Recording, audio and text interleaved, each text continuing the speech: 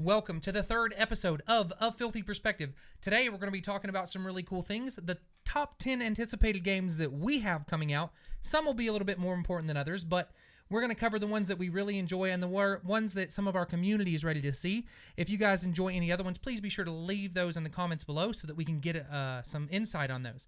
But before we start, we always have to have our trusty beverage with us, which is some 40 Thieves coffee.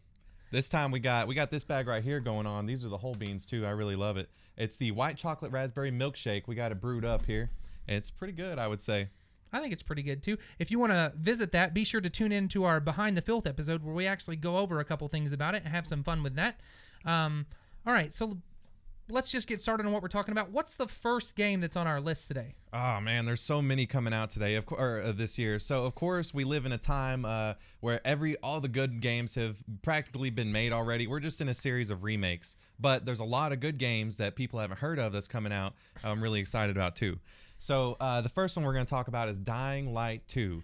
I played the absolute crap out of that game. It was amazing. You're talking about Dying Light 1, you played the crap out of, right? right? Yeah, Dying Light 1, not Dying Light 2. It hadn't come out yet. Because if you played it, Dying Light 2, the crap out of it, we'd be having some problems because I'd be asking you how you got access to play that before it came out. Hey, I have my ways. I'm very devious. Well, you better start letting me know because I'd like to play them too. Yeah. Well, anyway, so Dying Light 2, it hasn't been announced. It's coming out sometime later this year, but it's got a bunch of really awesome stuff going on. For example, we all love the parkour in Dying Light 1. They've added a grappling hook and a paraglider so you can travel around the city that way. So I'm really excited to do all that stuff because, just thinking about it. So what was the premise of Dying Light while we're on it? Because it's a game that you absolutely love, and it's not a game that I've had a bunch of experience with. So what's the premise of Dying Light? Essentially, you're kind of just running around. You find settlements. You find like safe houses and things like that. You're just kind of trying to just survive, honestly. So it's kind of like a survival game, but it's on a different level. Yeah, even the first one had, I believe it had 4-player multiplayer. The new one, Dying Light 2, is going to have 4-player multiplayer as well. So that is pretty freaking awesome. One of the things that absolutely I just loved about it was the thrill of the hunt. Because if, you guys Dying Light fans out there, you be walking around at night and you see on your map, you've got blips all over your map, and you know that those freaking mutated motherfuckers, might I say, are walking around outside, and if you go out there, they're going to start chasing you. So, but I am really excited about that. I can tell you're really excited about it. It was developed by Techland, published by Square Enix, and you play the protagonist Aiden Caldwell, and this game is actually the timeline is 15 years after the first game. Well, that's very interesting. So it's developed by Square Enix? It is. Published by Square Enix? Published by Square Enix. So I think there's another game that we're going to be talking about here in a minute that is also dealing with Square Enix. So we'll get there in just a moment. But I know number 2 on our list, which is DARKSIDERS Genesis. Now, this is a game that's very interesting because there's a lot of people that are in love with this game, that are in love with the series of this game, but they're coming out with a third one. And my biggest thing is the more sequels we get, the more worrisome it becomes. What do you think about this being a sequel, and how do you think it'll play in?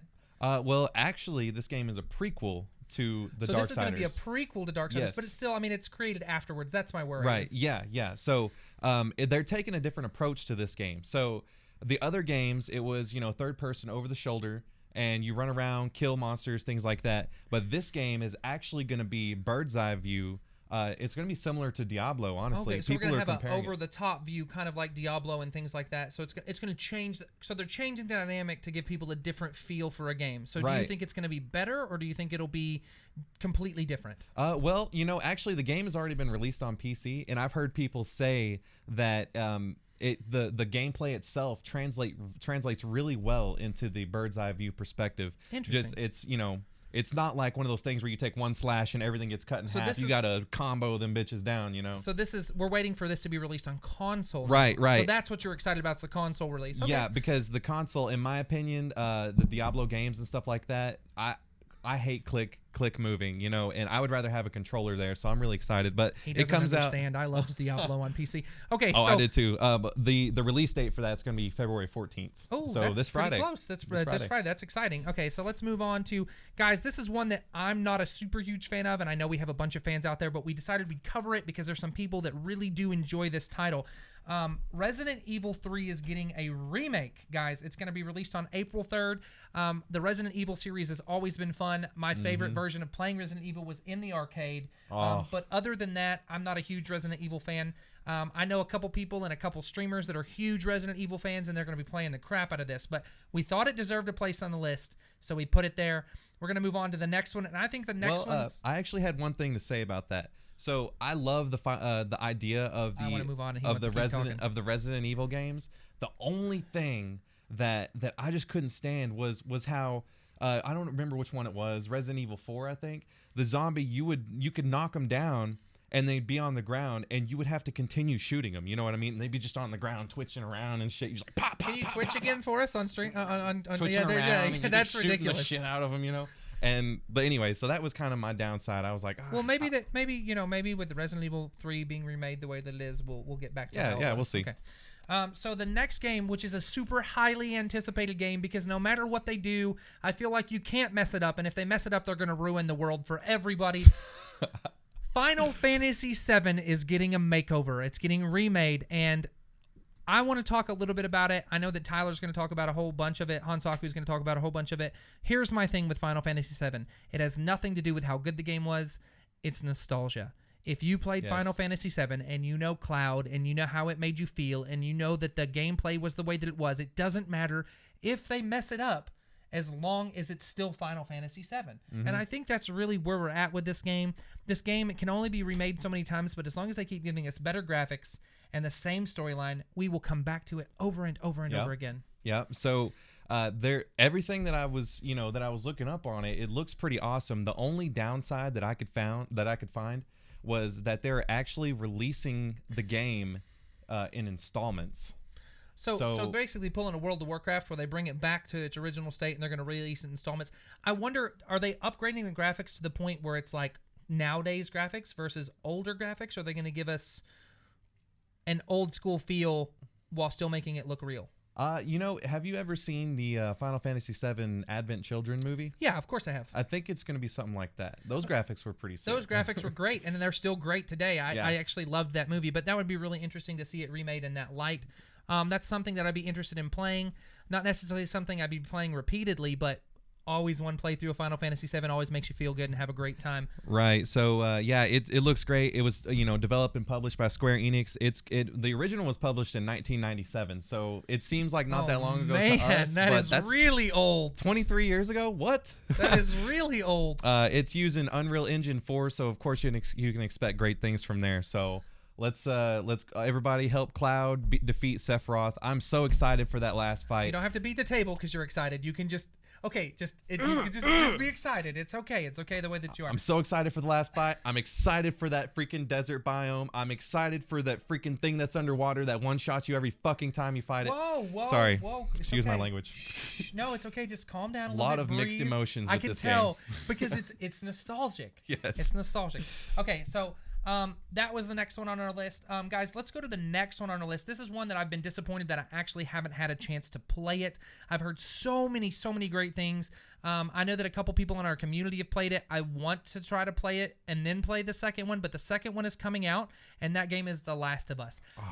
This game has such great reviews, and so many people are in love with the storyline, and they basically said it's a very emotional storyline. I'm not a huge person that's into this type of game, but just because so many people are so in love with it, it made me want to play the game. And that's what you really want to see in games, is that desire to play regardless of what it is or if it's your genre, because people are so enthralled with it. Right. And those of you out there that are watching that have, I know this situation might apply to several.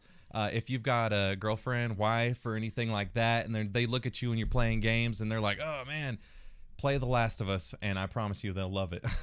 Yeah, I mean, I think there's a couple games out there that you can get people to play that are like that, but The Last of Us has a really good storyline that's very emotional, and you can get people really involved regardless age or anything like that. Yeah. So that deserved an honorable mention on our list as well.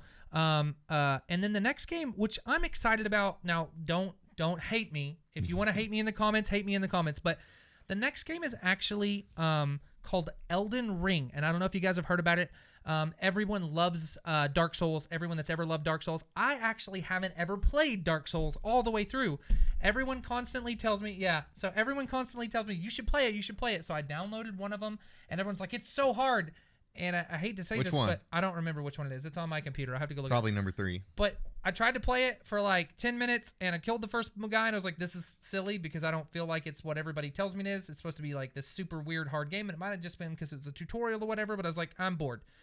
But the reason that Elden Ring looks interesting in one regards, and if you know anything about what's on this table right now, there is a piece that attaches to what Elden Ring is.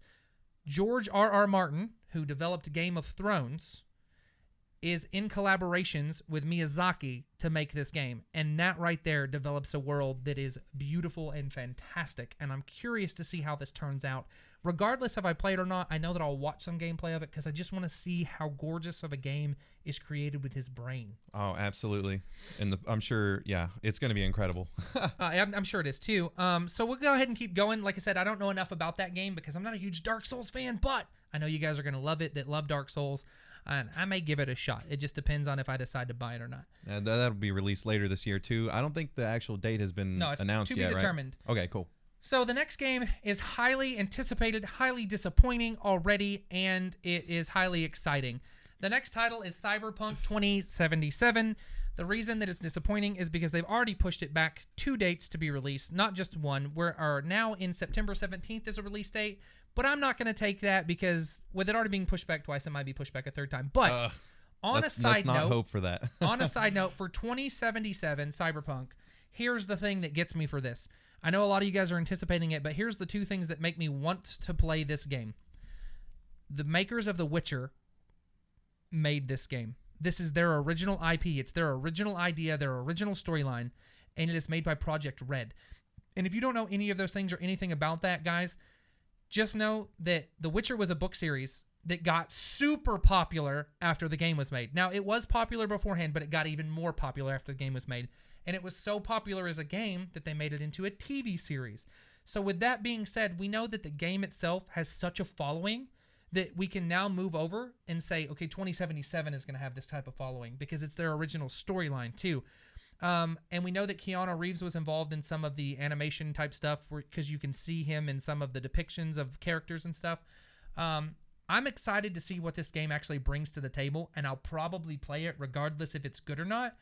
But I'm not a big single-player game fan, which is part of my problem. But hopefully we get something in this where it entices me to play it. The Witcher, I played the shit out of The Witcher until I beat it, and then I was done with it because that's how I do games. That's why I love multiplayer games, guys. So I think that Cyberpunk 2077 is going to be fantastic. I'm super excited to see how that works out. I'm super excited to see what happens with it and who decides to get involved with it and things like that. But it'll probably be released in 2021 because that's how they're doing it. Yeah. Coming out Christmas. Coming out Christmas 2021. Wait, that's a whole year and 3 months later. Oh, well, you're screwed anyways, guys. Keep getting us. That was Diablo 3, though. Diablo 3 did that to us. And we don't know when Diablo 4 is coming out. Or, no. I don't Stuck think they watching gave it, that damn trailer. Yeah, well, but they'll probably release it 5 years from now. That's what they did last time, too. Okay, so another game that we wanted to mention, which I know a little bit about, but I don't know a whole bunch about. One of our mods actually mentioned it to me, is Ghost of Tsushima. It is a stealth action game set in the Edo period of Japan. Now, that alone, that comment alone, set in the Edo period of Japan is something that I love. That is a timeline that I love to watch. I love to watch movies about it and play games with it. So that, like Shogun, Total War was fantastic, things like that. That right there makes me interested. It is an anticipated game this year. We'll see how anticipated it comes out. We'll see how much more information comes out about that. But it made our list. Like I said, I went through our mods. We went through our community managers to ask what games they thought about, and these are the ones that popped up. So that did make our list. Yeah, definitely. And you know what? I really love the great warriors that were in that time. You know what I mean? Right. Great. Truly great. But anyway. Okay, so let's go to the game that's on my most anticipated game of the list, and in my opinion, it makes all 10 spots. Like, I don't think any other game even equates to what's going to happen here. And regardless whether it's good or not, regardless whether it's bad or not, this is my game, and I've loved it, and this is what really got me into doing what I'm doing today, and that's Halo. Halo Infinite will be released late 2020. Here's the thing. I love every Halo storyline that's come out. They have never done a bad job with the storyline. There's some that were iffy, but it is Halo, and it stayed Halo. The only thing that truly excites me is the person that was helping develop the Halos is now gone. So 343 got someone else, brought someone else in. So that's awesome because they said they're going to bring it back to what it was. Halo needs to come back to that Halo 3 version because that was the best. They need to take away the sprint. They just need to come back to what Halo 3 was. The sprint was fine. It was just the way that they incorporated it and things like that. Here's the thing. If I play a Halo, it is one of the few games that I can play the storyline mode on over and over and over again because I am enthralled with the Halo universe. I read some of the books for Halo. I love it. The Master Chief, John 117, that's his number, and the story behind him, and I want them to develop that. So there's a lot of times where we don't get a lot of information about these Spartans and things like that, and Reach did a really good job of giving us information about Spartans, but it wasn't about the one Spartan that we all wanted to know about. So hopefully with this new Halo coming out, we can get some more information on Chief, and we can get some depth to his character that we didn't get before. But regardless of gameplay, regardless of everything, guys, you're going to see me playing the crap out of that game because I love Halo. It is a pastime for me. It is a current time for me. It is the passion that brought me to do what I'm doing. There's other games that I love as well, but Halo's like my baby. Like I just want to take care of it. I got a question for you. Did you play Halo 2 on the original Xbox Online? Oh, you mean when everybody cheated? I don't know. Did people cheat then? Oh yeah, I was a dumb kid who was just really good. There was all sorts of hackers. Oh my gosh. So I was just murdering people who were hacking the game. That's good to know. I need a little confidence. So yeah. So Halo 1 was really good, and we did a bunch of LAN parties with it. Halo 2 was great. It taught us what we wanted to get from a game, and Halo 3 was super jumps. Yeah, but that was cheating. That's what they called hacking on Halo 2. Yeah, right, that's the super jumps because you're breaking the game. Yeah. Halo 3 is where we think FPSs should be, and that was the baseline for FPS. You can look back and say GoldenEye was the real baseline for FPS competitive, but the true competitive for FPS began with Halo 3. That's where we saw super tournaments coming in, these big payout prizes coming in, and it is the first step in what we really became competitive play, and that's why I kind of fell in love with it, and I loved it so much. And I competed with Halo 3. Yeah, so many great memories. For example, my buddy threw a little birthday party, and they had a pot of money. You brought like $5 over, and you play. They were in there playing and stuff, and my brother and myself showed up, and we destroyed all of them.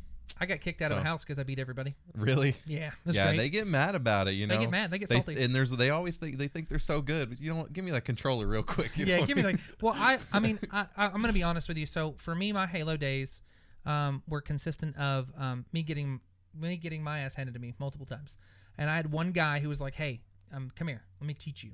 And this guy was really, really good, and he sat behind me and he showed me the ropes and he taught me how to do, and I became good at the game. And it's recently happened on Apex where I've played with him and he's like, "Hey man, you're better at this game than me." And I'm like, "Yeah, you know who made me better at this game than you? You did." Right, yeah. Because you taught me what I need to do. You need to go back to your roots. And he was like, "Oh, yeah." Do you think Halo Infinite will have like a forge and a theater and things like that? I think it'll have everything all the previous Halo had. Yes, forge, theater. I think it'll have more.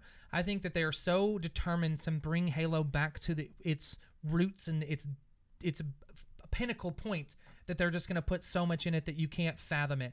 They're going to have forge in it. They're going to have theater in it. They'll have everything. And I bet you they're going to take some of the stuff that we had from Halo 3 and Halo 2 and they're going to throw it in there as well. Okay, so the last game that is on our top 10 list, and this is one that I'm not like super knowledgeable about, but we have somebody inside of our community manager group, one of our mods, who has a fantastic grasp on this game, and he is very, very intelligent on it. And what I want to do is I actually want to call him in right now and see if he can give us a little bit of insight as to what's going on. So let's go ahead and call him, and we'll see what's going on.